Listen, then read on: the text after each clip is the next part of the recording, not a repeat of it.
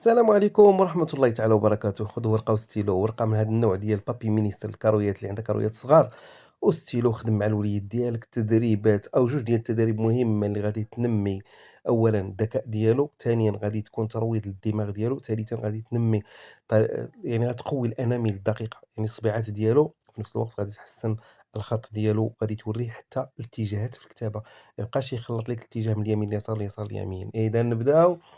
التمرين ديالنا هو هذا اللي كتشوفوا فيه قدامكم، ولكن قبل ذلك نتمنى انكم تبارطاجيو الفيديو ديالنا وتابوناو في لاشين ديالنا. لاشين ديالنا ما تيشوفوهاش الناس بزاف، رغم انها كتقدم مواد مهمه. ما نقويش عليكم في الهضره، وغندخل التمرين او التدريب اللي هو مهم جدا. بطبيعة الحال كتشكاو من وليداتكم ما تيكملش الكتابة، ما تينقلش مزيان من السبورة. السبب هو أن صبيعاتو ضعاف، والسبب الثاني هو أنه ما تيركزش في النقل. هذا التدريب هذا فيه جوج ديال الأجزاء. الجزء الأول هو هذا اللي كتشوفوا فيه، الجزء الثاني راه هو من موراه مباشرة. تطلب من الابن ديالك أنه يرسم خطوط كيربط ما بين النقطة والنقطة في الضلع ديال المربع، لاحظوا، ويمشي فوق الخط بشكل سليم، ما يتفافاش، ما يترعدش، ما كاينش الزيكزاك، ما كاينش تقطعات.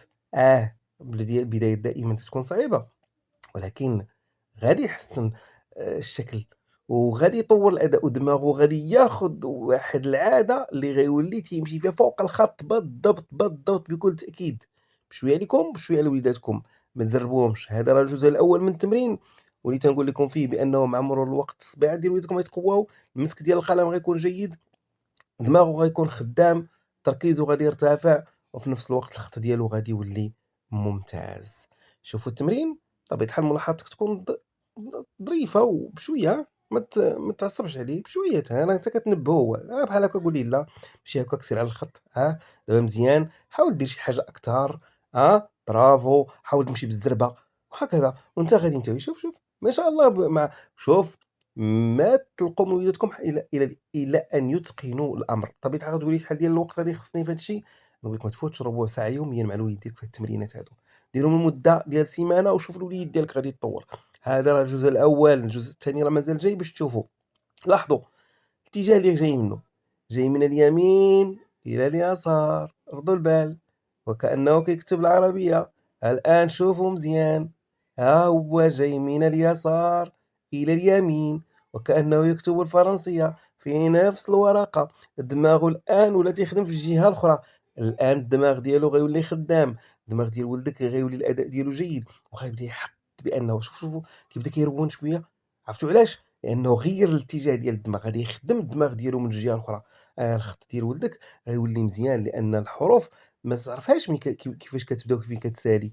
كاين اللي كتبدا يعني من اليسار لليمين، ومن اليمين لليسار، وما غيبداش يضيع الاتجاهات. بقى تقول لك تيكتب العربيه بالفرنسيه، وتيكتب الفرنسيه من العربيه، بمعنى تيكتب العربيه من اليسار لليمين، والفرنسيه تيكتبها من اليمين لليسار، اي كيعكس. لا، هادو غادي يخدموا بهذه الطريقه. لاحظوا هنا غتبقى تقول لي لا، حاول ما امكن تكتب مزيان ودير الخط بشكل جيد، لانه انت كتنبه.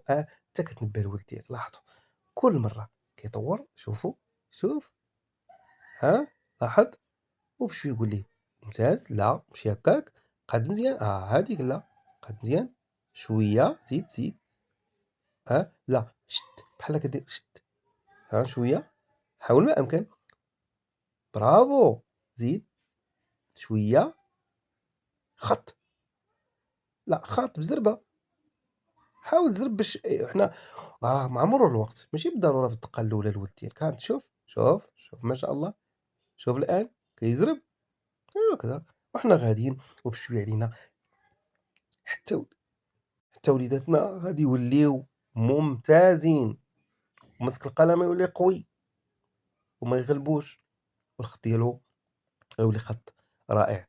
هاد التمرين تبعوه واحد الاسبوع مع وليداتكم بنفس الطريقه، وجد الوريقات، ما تبخلش على الوليد. هذه عطله، الولد ديالك يستافد اكثر واكثر من العطله. وطلقوا ربع ساعه وخليه يمشي يلعب، يتفرج التلفازه، يدير اللي بغا. هذا التمرين خدموا مع الوليدات ديالكم، شوفوا النتيجه. يمكن البدايه تكون شويه، ولكن النهايه تكون اجمل. اذا كانت النهايه جميلة فإن كل شيء كان جميلا.